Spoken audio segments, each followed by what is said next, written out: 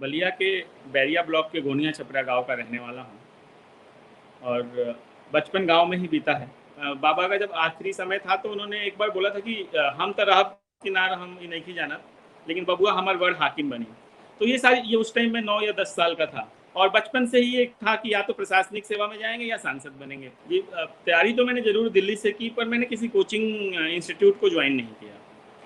तो जो भी तैयारी तो हुई आपने सेल्फ बिना स्टडी। कोचिंग के तैयारी की? हाँ, या तो मैं घर पे पढ़ाई करता था या फिर आईआईटी दिल्ली है यहाँ पे मेरे घर के पास ही, तो वहाँ पे जो लाइब्रेरी है उसमें पढ़ता था। असली जो नॉलेज नॉलेज है वो किताबों को पढ़कर ही आएगी।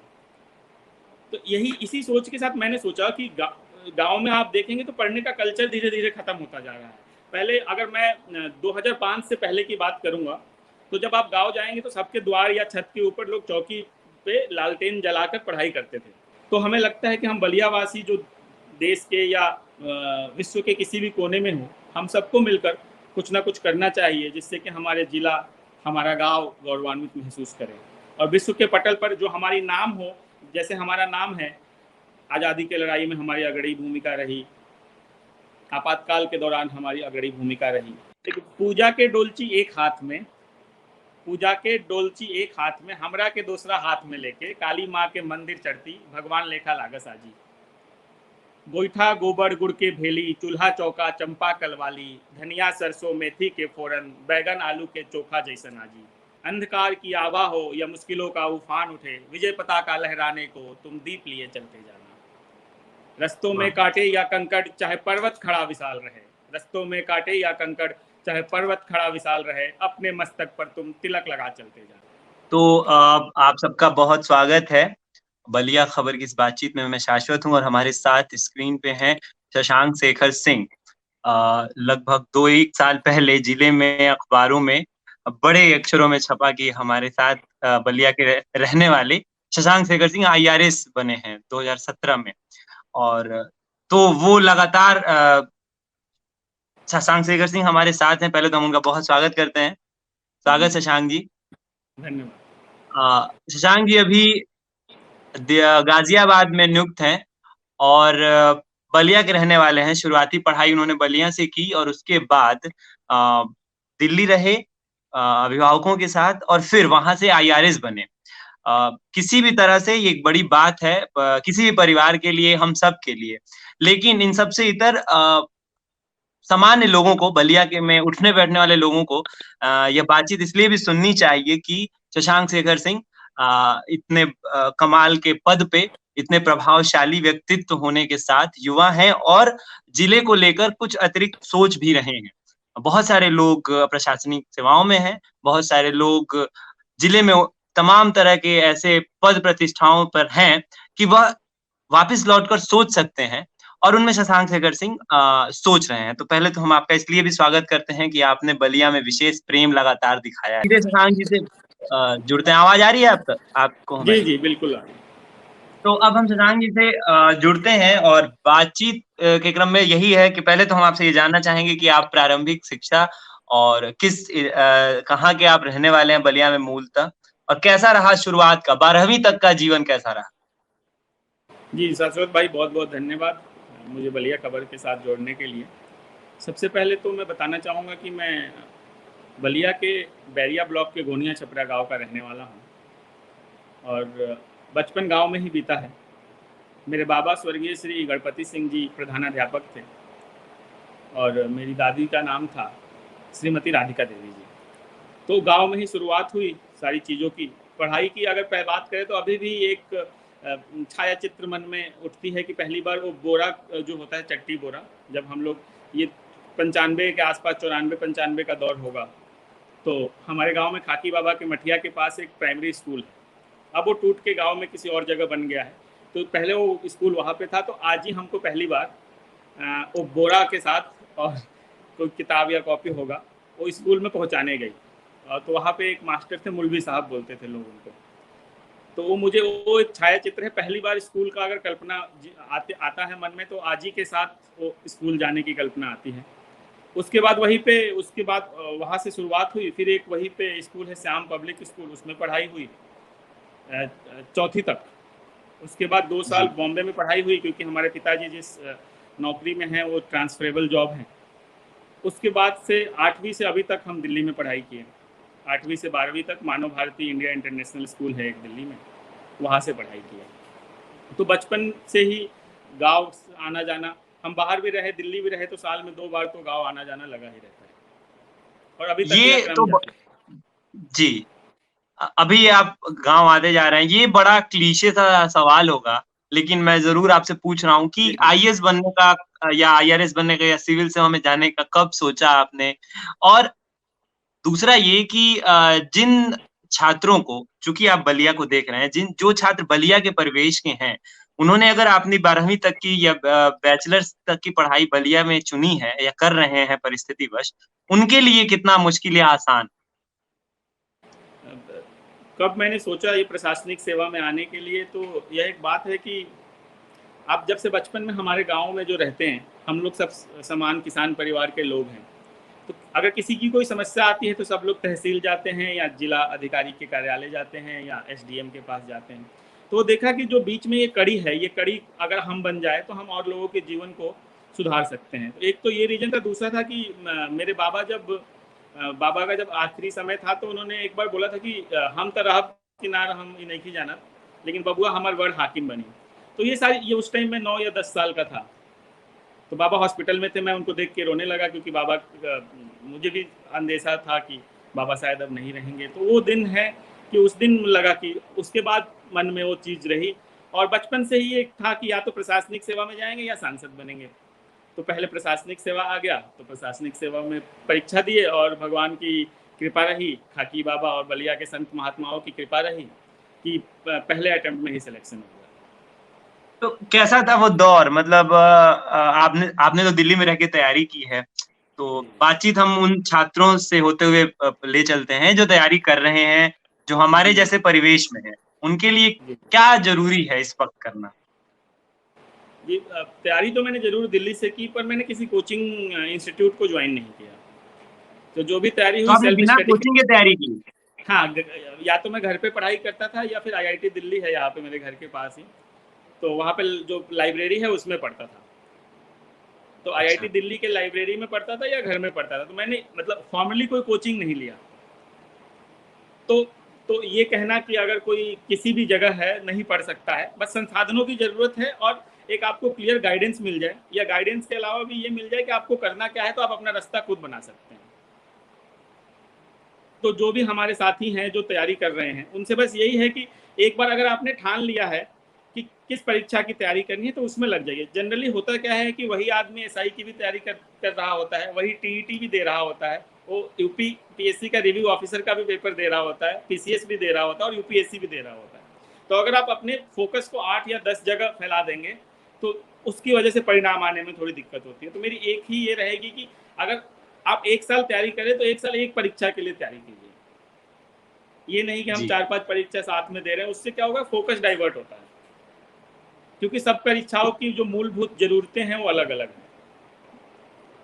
तो एक एग्ज़ाम की तैयारी करते वक़्त एक एग्ज़ाम की तैयारी करें, ये एक एक ज़रूरी एग्ज़ाम की मूल तैयारी मंत्र करें, है। उसको अपना सर्वस्व दे दीजिए। आप फिक्स कर लीजिए कि 1 साल इसी के लिए पढ़ेंगे, चाहे कुछ हो जाए। तो जब अच्छा, हमने तो यूपीएससी की तैयारी शुरू की, तो हमने ये सोच रहे थे कि यूपीएससी ही देना है। हम पीएचडी भी हमारा चल रहा था, हम और भी परीक्षा दे सकते थे या और भी चीज़ें कर सकते थे, पर हमने सोचा नहीं यही देंगे। तो जैसे आदमी नौकरी करता है ना 9 से 5 टाइप का, तो मैं घर से सुबह जी। 8:30 बजे निकल के लाइब्रेरी पहुंच जाता था 9 बजे, 9 से 5 पढ़ता था, 5 बजे 6 बजे तक, और फिर घर आ जाता था। मैं रात को या पूरी रात जग के ये ऐसी पढ़ाई नहीं करी। तो मतलब वो था कि उस दौर में उन 3-4 महीनों में मैंने सब कुछ उस पढ़ाई को ही दे दिया।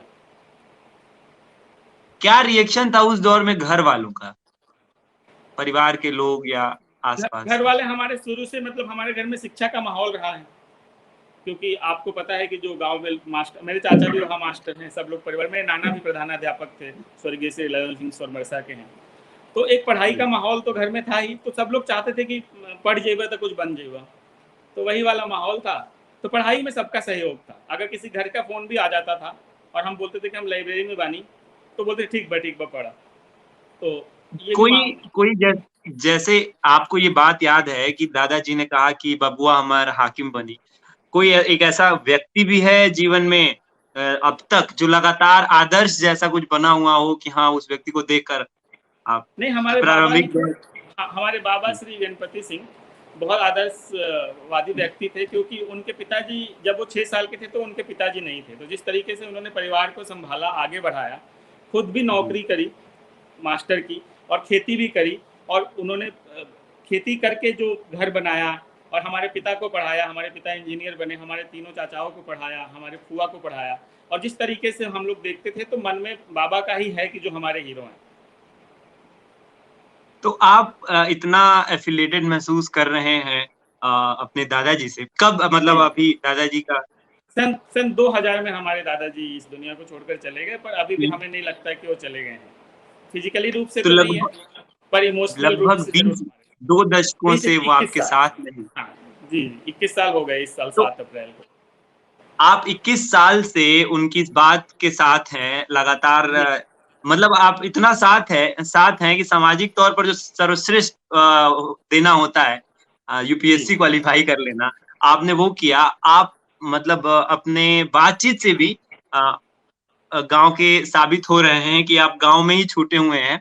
लेकिन जी हमें जहां तक पता चला, चूंकि ये एक्सक्लूसिव बातचीत ही है, तो हम एक जी एक्सक्लूसिव बात दर्शकों को भी बता देना चाह रहे हैं कि शशांक जी ने गांव को लेकर कमाल की बात सोची है।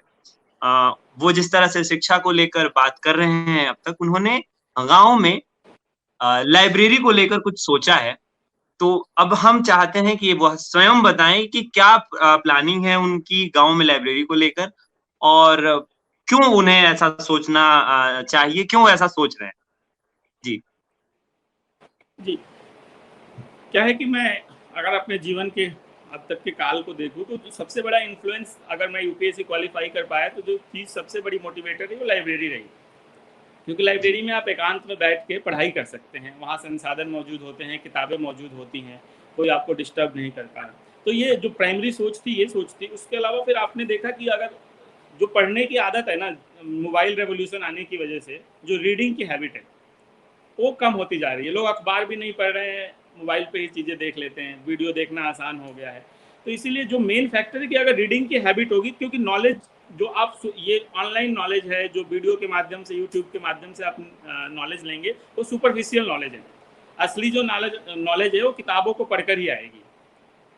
तो यही इसी सोच के साथ मैंने सोचा कि गांव में आप देखेंगे तो पढ़ने का कल्चर धीरे धीरे खत्म होता जा रहा है। पहले अगर मैं 2005 से पहले की बात करूंगा, तो जब आप गांव जाएंगे तो सबके द्वार या छत के ऊपर लोग चौकी पे लालटेन जलाकर पढ़ाई करते थे। उस टाइम बिजली भी नहीं थी, लेकिन तभी भी लालटेन के साथ लोग पढ़ते थे। आज आप गांव में अगर जी। शाम में जाएंगे तो 10% भी पहले जैसा माहौल नहीं है पढ़ाई का। पहले हर गांव में हर द्वार के बाहर एक चौकी होती थी, एक या दो लालटेन जले होते थे, 4-5 लोग आप पढ़ रहे होते थे। वो जो जबकि कल्चर था वो बिजली भी चीज़ हर गांव में पहुंच गई अब तो। आज के समय में बिजली भी है, लोग संसाधन संपन्न हो गए हैं, इन्वर्टर भी आ गया है, फ़ोन भी है, लेकिन वो पढ़ाई का कल्चर ख़त्म हो रहा है। तो मुझे लगता है कि अगर गाँव में एक ऐसी जगह हो, जहाँ जाके आप पढ़ सकें, तो क्या है, माता-पिता भी आपको बोलेंगे जाने के लिए और आप भी खुद प्रेरित प्रेरित हो सकते हैं कि अगर वो जगह है, वहाँ कुछ किताबें हैं। और तो हमारा यह सोचना है कि एक ऐसी जगह गाँव को दी जाए, कि जहाँ पे लोग आके रीडिंग की हैबिट डेवलप करें, कुछ पढ़ें। और इसमें हर हर तरीके के लोग आए, ज़रूरी नहीं है कि बच्चे, बूढ़े, हर तरीके के लोग पढ़ेंगे।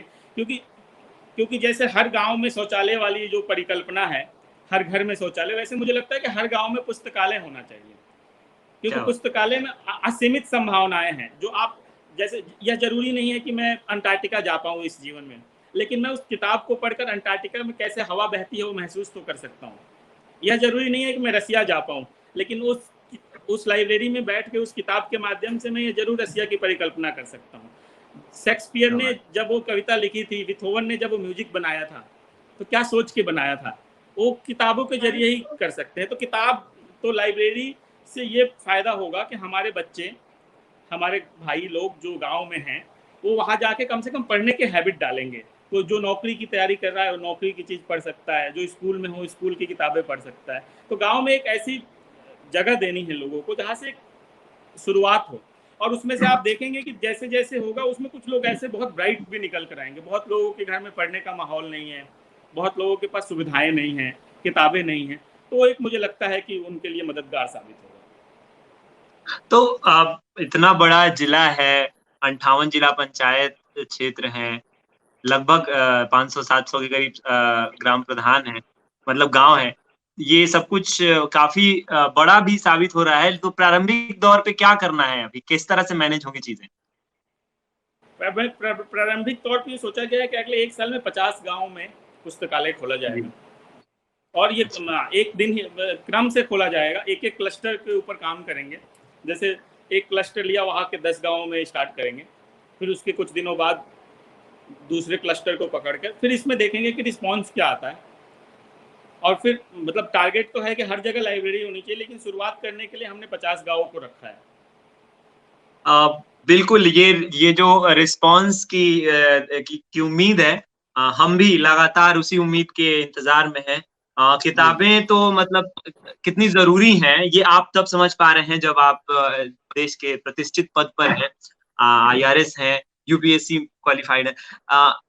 अभी जो हमारे आस-पास का परिवेश है गाँव का, छात्रों का, पढ़ाई-लिखाई का, आप उसको कैसे देख रहे हैं? चूँकि आपकी बातचीत में गाँव है, बिंबों में गाँव है। मैं लगभग पिछला फ़रवरी के बाद का लंबा महीना मैंने गाँव में, बलिया में बिताया, और एक बात जो मुझे समझ में आई वो ये थी कि पूरा टाइम पीरियड जो है वहाँ के युवाओं का, लोगों का, वो बहुत लंबा समय, लगभग पूरी दोपहर का खाली चला जाता है, खेती-बाड़ी जी, से जी। इतर। खेती-बाड़ी अपने आप में बड़ा काम है, लेकिन हुँ, उसके बाद का जो बीच का समय होता है, 2 महीने का, 1 महीने का या 15 दिन का भी, वो लंबा समय खाली जाता है।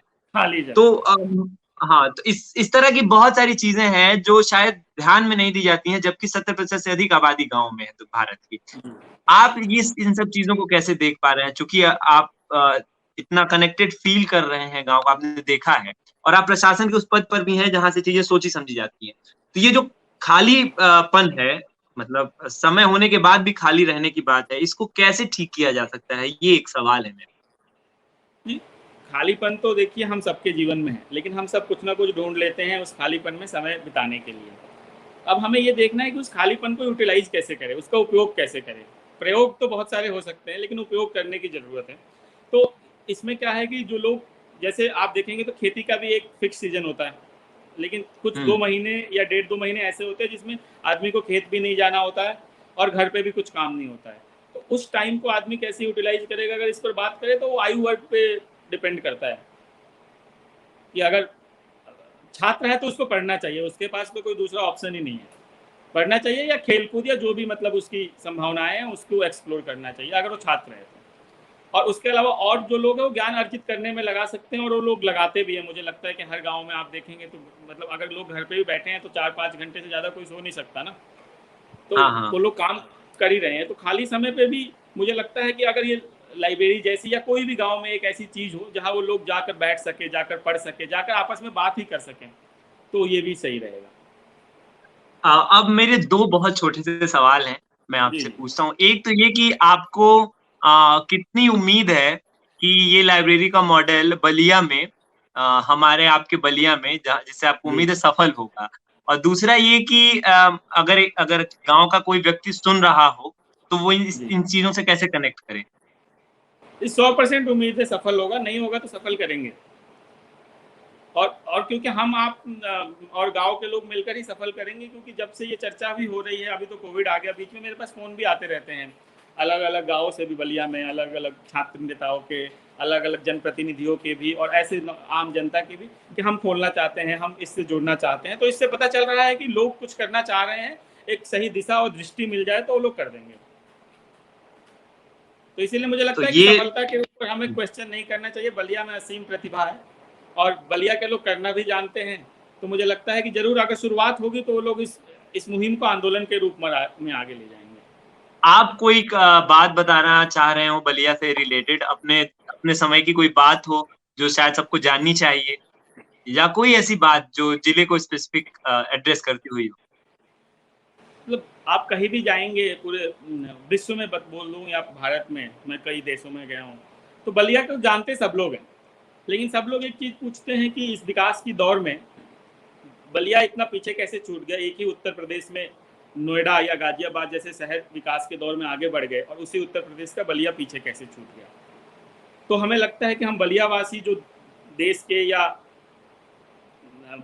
विश्व के किसी भी कोने में हो, हम सबको मिलकर कुछ ना कुछ करना चाहिए, जिससे कि हमारे ज़िला, हमारा गाँव गौरवान्वित महसूस करे।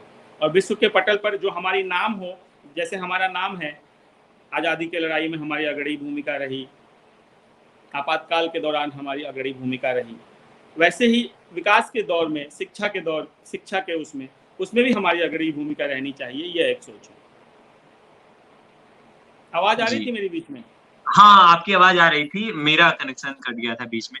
तो ये कब से शुरू किया जाने वाला है और प्रारंभिक चरण क्या होगा इसका? अभी देखिए, अभी क्या है, कोविड प्रोटोकॉल में एक साथ बैठने की अनुमति नहीं है। तो जैसे ही कोविड प्रोटोकॉल में स्कूल्स खुल जाते हैं, तो हम उसके साथ ही इसको शुरुआत करेंगे। शुरुआत के में 10 गाँवों को, पहले 50 में से 10 गाँवों को चिन्हित करेंगे और वहाँ पे खोलने का प्रयास करेंगे। और उसके बाद फिर अगले 10 गाँव, ऐसे 5 बार में 50 गाँवों में हम खोलेंगे। अ और किताबों की बहुत-बहुत धन्य एक बार जब शुरुआत होगी, तो जो किताब की लिस्ट होगी वो मतलब हर गांव के हिसाब से थोड़ी किताबों के लिस्ट को चेंज किया जाएगा, जैसी ज़रूरतें हैं।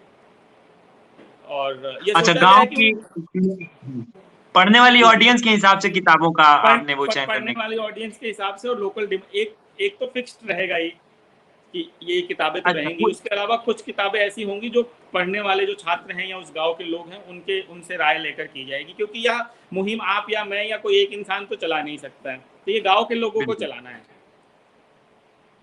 तो कि आपसे कि जो प्रारंभिक शिक्षा थी स्कूल की के दौर की आपकी, वो किस स्ट्रीम से थी और उसके बाद यूपीएससी ने में आपने कौन-सा विषय चुना? और आपके हिसाब से कौन से विषय ज़्यादा कारगर साबित हो सकते हैं पढ़ाई में?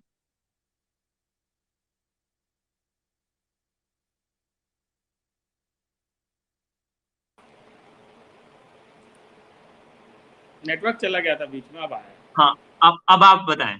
सवाल फिर से करूँ? सवाल नहीं सुन पाया मैं। अच्छा। तो सर एक सवाल हमारा ये है कि आपकी जो प्रारंभिक पढ़ाई थी, स्कूलिंग थी, वो किस स्ट्रीम में थी? और आगे जब आपने यूपीएससी के लिए विषय चुना, तो वो क्या आधार बनाकर चुना? और क्या विषय ज़्यादा प्रभावशाली हो सकता है छात्रों के लिए? ये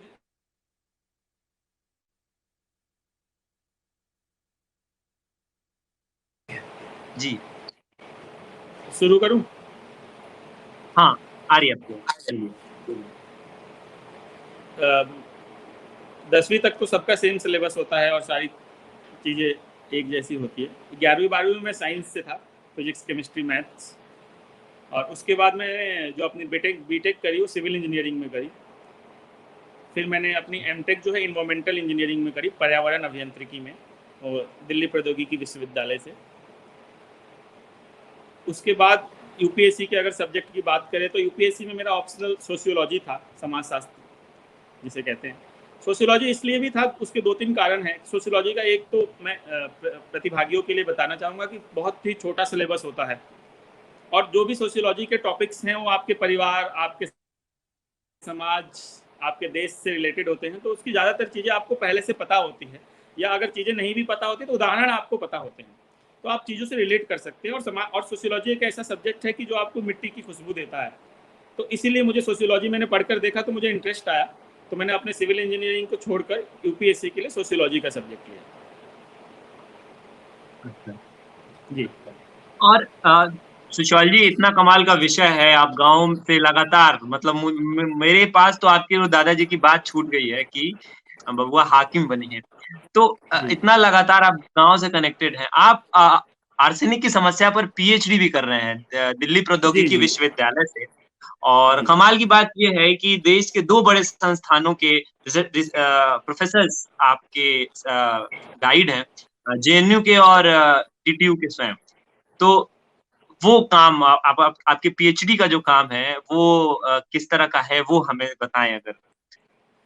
आप अगर देखेंगे तो हरिद्वार से और हल्दिया तक जो गंगा है, इसमें जब हरिद्वार से आप आगे बढ़ने लगेंगे, जो उत्तर प्रदेश का क्षेत्र और बिहार और बंगाल का क्षेत्र है, इसमें पानी के अंदर आर्सेनिक एक ऐसी चीज़ है जिससे कि हम सबको नुकसान हो रहा है और वो दिख नहीं रहा है। वो स्लो पॉइजन के रूप में काम कर रहा है। सरकारों ने भी बहुत काम किया है, शोधार्थी भी बहुत कार्य कर रहे हैं, लेकिन कुछ कॉन्क्रीट निकल नहीं पा रहा है।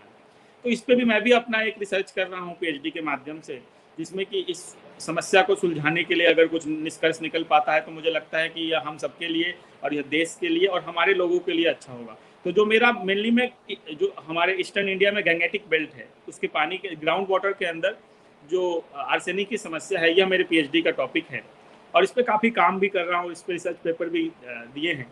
तो इस काम में देखते हैं आगे क्या निष्कर्ष निकलता है और मैं अपने आप को सौभाग्यशाली महसूस करता हूँ कि भारत की शिक्षा प्रणाली में पीएचडी जैसी डिग्रियां है कि जिससे कि हम एक किसी विषय को लेकर उसके अंदर एकदम अंदर तक जा सकते हैं और समझ सकते हैं। और पीएचडी ने मुझे बहुत ही मैच्योर बनाया है, एक अलग समझ दी है समाज की और सब्जेक्ट की भी। तो मुझे उम्मीद है कि मैं या कोई और भी शोधार्थी जो इस दिशा में काम कर रहे होंगे, क्योंकि आर्सेनिक की वजह से लाखों लोग मर रहे हैं जो दिखता नहीं है। क्योंकि आर्सेनिक आप पानी पीते ही नहीं मरते, वो 20 साल 10 साल 30 साल बाद उसका रिजल्ट आता है। बायो मैग्निफिकेशन का एक कंसेप्ट है कि जब शरीर के अंदर बायो एक्यूमुलेट हो जाती है आर्सेनिक, तो उस पर मेरा लक्ष्य भी है और मैं चाहता क्या भी हूँ कि कुछ सॉल्यूशन निकले। जी, मैं एक सवाल इसमें जोड़ देना चाहता हूँ कि क्या करना चाहिए अभी प्रारंभिक तौर पर गाँव के लोगों को इस तरह के पानी से मतलब मैंने एक रिसर्च पे एक आर्टिकल पढ़ा था कि बलिया का पानी तो प्रदेश में सबसे दूषित जगहों में से एक है, जी जी जी। जो ग्राउंड वाटर है। तो प्रारंभिक क्या करना चाहिए? लोग फिटकरी या पान ये सारी बातें कहते हैं। नहीं, या ये सारी सरकार चीज़ें को तो क्या देखिए, करना चाहिए? ये सारी सरकार तो जो करना है कर रही है। हम लोग अपने एंड पे यही कर सकते हैं जनता के उससे कि ग्राउंड वाटर में हमारे यहाँ आप देखेंगे तो जो बोरिंग होती है और जो ये होती है, इसका कोई अनअकाउंटेड यही चीज़ें हैं जो आर्सेनिक को बढ़ाती हैं। अगर आप हुँ, ज़्यादा बोरिंग करेंगे तो नीचे में रॉक होता है, वो रॉक में आर्सेनिक होता है। तो अगर रॉक टूटेगा तो आर्सेनिक पानी में आएगा। तो हम लोग एक नियंत्रित तरीके से बोरिंग करें, सरकार के मानकों का प्रयोग करके करें। और जो सरकारी स्कीम है जिसमें कि फ़िल्टर लगाए जा रहे हैं गाँव में, या अपने गाँव में लगाए, अगर नहीं लगे हैं तो बहुत गाँव में लग भी चुके हैं, और यहीं से पानी पिए। और उसके अलावा अगर पहले कोई प्रारंभिक आपको अपने शरीर के ऊपर उसका इफेक्ट दिखता है, जैसे कि स्किन का इन्फेक्शन दिखे, कोई और भी चीज़ें दिखे, तो उसको इमीडिएटली डॉक्टर से कंसल्ट करें, जब कि वो बड़ा और प्रॉब्लम बड़ा ना बन जाए। अ जी मैं अपने दर्शकों को एक कमाल की बात बताना चाहता हूँ कि शशांक शेखर सिंह, आप सब जो बलिया के लोग हैं, अगर खुद को या शशांक जी को देखकर ये सोच पा रहे हो कि काफ़ी गुणों से भरे हुए या टैलेंट से भरे भरे हुए व्यक्ति हैं, तो इसके साथ एक बात और जोड़ लेने की है कि शशांक जी बहुत अच्छी कविताएँ भी लिखते हैं। और मेरा ये व्यक्तिगत मानना है कि ये सब कुछ जो गाँव से लगातार जुड़ के सोचने की बात है, ये जो लाइब्रेरी की बात है या ये जो अब एक बहुत कमाल का करियर होने के बाद, सामाजिक सेवा में होने के बाद भी इन्होंने एक बड़े संस्थान से पीएचडी करना चुना है और इतने सामाजिक मुद्दे पे। तो ये लगातार करते रहने की जो प्रक्रिया है, ये सब कुछ कविताओं के माध्यम से ही आई है, मैक्सिमम हिस्सा।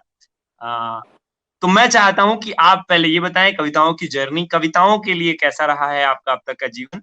लगातार लोगों से मिलते हैं, तो ये कितना प्रभावी है? आप अब आईएएस हैं, आप आईआरएस हैं, आपका एक अपना ओहदा है लोगों से मिलने का, तो आप सामान्य लोगों से कट गए होंगे या उस तरह से लोग आपसे नहीं मिलते होंगे, जैसे सामान्य लोग एक-दूसरे से ज़रूर, कई मिलते बार हैं। ऐसा होता तो है कि आप लोग उस कविताएँ तरह कैसे से लिख नहीं पाते हैं? मिलते हैं, पर मैं ज़रूर कोशिश करता हूँ कि अगर वो मेरे से दूसरे तरीके से भी मिल रहे हैं तो उसी तरीके से मिले जैसा कि एक इंसान को दूसरे इंसान से मिलना चाहिए, क्योंकि मुझे नहीं यही तो लगता कि कविता का कमाल है। तो वही मैं बस पूछ रहा और हूँ, सवाल यही है कि कैसे मैनेज हम कर पा रहे हैं आप अपने छोटे थे तभी से जी, चीज़ें लिखते रहते हैं। और तो और ये अब मैंने सामाजिक सौहार्द पे और समाज के ऊपर, अपने घर वालों के ऊपर, अपने आजी के ऊपर भी बहुत सारी कविताएं लिखी हैं।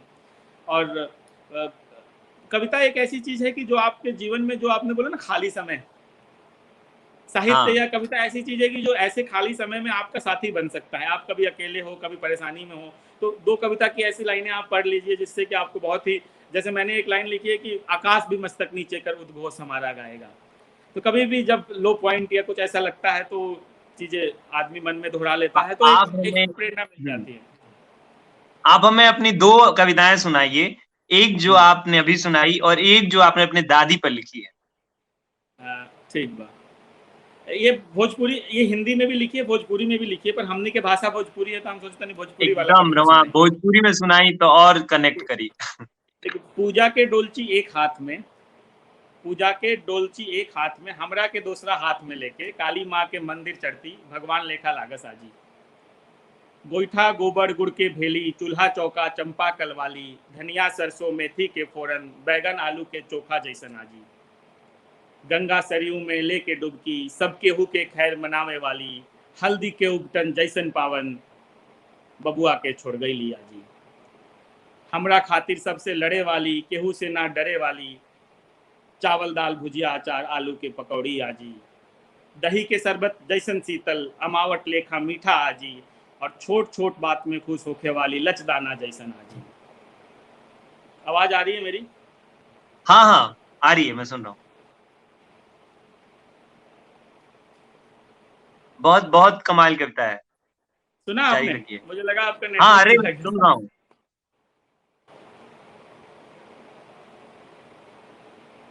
तो ये बहुत कमाल की कविता है। हमारे बीच एक हमारे बड़े भाई हैं और बीएचयू से पीएचडी हैं, सर्वेश त्रिपाठी, उन्होंने दादी माँ पर एक कविता लिखी थी। बिलोए दूध सा चेहरा, दही जैसा मुलायम मन, छलकते छाछ की जैसी नए उपटन सी दादी माँ। और बड़ी कमाल की कविता है। तो इतना प्यारा आपने लिखा, और एक एक बात उनकी डोलची, उनका बोलना, तो हम इमेजिन कर सकते हैं हमारी दादियां कितनी कमाल की होती हैं। और अब तो वो इसमें एक और बहुत। पढ़े, इसमें ना पूरा नहीं पढ़ पाए थे, तब तक हाँ, नेटवर्क चला पूरा गया। सुनाइए आप, मुझे लगा खत्म हो गया तो मैं बोलने नहीं, लगा। एक मिनट। देखिए, हाँ, पूरा पूजा सुन। पूजा के डोलची एक हाथ में, हमरा के दूसरा हाथ में लेके, काली माँ के मंदिर चढ़ती, भगवान लेखा लागा साजी। गोईठा गोबर गुड़ के भेली, चूल्हा चौका चंपा कलवाली, धनिया सरसों मेथी के फोरन, बैगन आलू के चोखा जैसन आजी। आम के कूचल चटनी लेखा, दूध में घोरल मिश्री जैसन, जल्दी से भुला जाए वाली, आंवला की खटमिठिया आजी। हमरा खातिर सबसे लड़े वाली, केहू से ना डरे वाली, चावल दाल भुजिया अचार आलू के पकौड़ी आजी। दही के शरबत जैसन शीतल, अमावट लेखा मीठा आजी, और छोट छोट बात में खुश होखे वाली, लचदाना जैसन आजी। गंगा सरयू में लेके डुबकी, गंगा सरयू में लेके डुबकी, सब केहू के खैर मनावे वाली, हल्दी के उपटन जैसन पावन, बबुआ के छोड़ गई लाजी। बबुआ के छोड़ गई लाजी। कमाल की कविता है, और मतलब आपने बहुत अच्छे से सुनाया भी। और मतलब ये कुछ कविताएं होती हैं जिनको सुन के आप सिर्फ शून्य में चले जाते हैं, आप बता नहीं सकते जी। कि वो कैसी कविताएं हैं, उन्हें सिर्फ लगातार सुनते रहना चाहिए। तो आप एक कविता और अपनी सुनाएं, फिर हम ये बातचीत जो है खत्म करेंगे। एक कविता मैंने लिखी थी कि ये बहुत पहले लिखी थी, शायद मैं 11वीं क्लास में था, कि अंधकार की आभा हो या मुश्किलों का उफान उठे, अंधकार की आभा हो या मुश्किलों का उफान उठे, विजय पताका लहराने को तुम दीप लिए चलते जाना। रस्तों में वाह। कांटे या कंकड़, चाहे पर्वत खड़ा विशाल रहे, रस्तों में कांटे या कंकड़, चाहे पर्वत खड़ा विशाल रहे, अपने मस्तक पर तुम तिलक लगा चलते जाना। समय सहम जाएगा तुमसे, पाषाण पिघल जाएंगे, आकाश भी मस्तक नीचे कर, आकाश भी मस्तक नीचे कर उद्घोष हमारा गाएगा। और अंधकार मिटाने को तुम एक बार निकलो तो, अंधकार मिटाने को तुम एक बार निकलो तो, कायनात सारा ये तुम्हारे पीछे पीछे हो जाएगा। वाह, क्या बात है। ये एकदम वही तौर की कविताएं हैं कि जब आप सोच रहे हैं कि आपको एक सिविल सेवा में जाना है, और आप लगातार वो लिख भी रहे हैं, क्यों? सिविल सेवा सिर्फ सिविल सेवा में जाने के लिए नहीं, जनरली ज़िंदगी में आगे बढ़ने के लिए, चीज़ों को और क्लैरिटी से देखने के लिए। क्योंकि सिविल सेवा अगर हम पूरी ज़िंदगी में देखें तो ये बहुत छोटा पार्ट होता है, उस समय पे हम उसको बहुत बड़ा बना देते हैं, और ये हमारी गलती भी होती है। क्योंकि अगर आप एक चीज़ को भगवान बना देते हैं, तो वही है ना कि जिसको पत्थर से हमने बनाया सनम खुदा हो गए देखते देखते। खुदा तो हो किसी को गए। तो किसी को इतना वैल्यू नहीं देना चाहिए। तो मुझे लगता है कि सिविल सेवा एक एग्जाम है, उसको एक एग्जाम की तरह रखना चाहिए, और जिंदगी चलती रहनी चाहिए। तो, क्या बात है। हम इसी तो कमाल नोट पर जी, एक आपसे एक आखिरी बात लेते हैं, अगर आप कुछ कहना चाहते हो। बस यही है कि हम सब मिलकर कार्य करेंगे तो हमारा गांव, जवार, जिला और देश गौरवान्वित महसूस करेगा। सरकारें अपनी जगह पर बहुत काम कर रही है, और हम लोग भी अगर सोशल सेक्टर में कुछ काम कर सके, आप हम जैसे साथी, युवा साथी, तो और भी अच्छा रहेगा। और मैं अपने साथियों के लिए यही कहना चाहूँगा, रामचरितमानस की एक चौपाई है कि कर्म प्रधान विश्व रच राखा, जे जैसे करई से तसु फल चाखा। तो जीवन में मैंने भी इसी को अपना एक वो बना लिया है, जिसको मैं फॉलो करता हूँ। तो मुझे लगता है कि सब कर्म की प्रधानता पे बात होनी चाहिए। फल और ये सारी चीज़ें तो आती रहती है, अगर अगरबत्ती जलेगी तो सुगंध होगा। तो आप अगर अच्छे से अपना कर्म करेंगे तो उसका फल जरूर मिलेगा। क्या बात है, इतनी कमाल बातचीत पर हम ये बातचीत चाहते हैं कि लगातार बढ़ती रहे। और अब अनुरोध बलिया के उन तमाम लोगों से है, हमारे उन तमाम दर्शकों से है, बहुत जल्द हम आपके गांव या आपके गांव के आसपास शशांक शेखर सिंह, उनकी टीम और तमाम लोग जिले में आपके गांव के आसपास अगर लाइब्रेरी जैसे किसी उपक्रम के लिए आते हैं तो आप उनका स्वागत करें, अपने गांव में लाइब्रेरी खोलने की जगह दें। हम एक ऐसे जिले के रहने वाले हैं जिसका एक कमाल का इतिहास है, हर एक दौर में उसने अपनी उपस्थिति को बहुत जोरदार तरीके से दिखाया है। 1857 से 1942 से इमरजेंसी से लेकर अब तक किस का पॉलिटिकल दौर देख लें या सामाजिक दौर भी, समाज शास्त्र के छात्र, आर्सेनिक पर काम कर रहे, यूपीएससी की क्वालिफाई देश के प्रतिष्ठित पद पर बैठे हुए शशांक शेखर सिंह हमारे साथ बातचीत में जुड़े हुए थे। हम इस कार्यक्रम के माध्यम से आपसे लगातार इस तरह के बलिया के कमाल के लोगों से जोड़ते रहेंगे। आप हमारे साथ बने रहिए, देखते रहिए बलिया खबर .com। बहुत बहुत धन्यवाद। Thank you.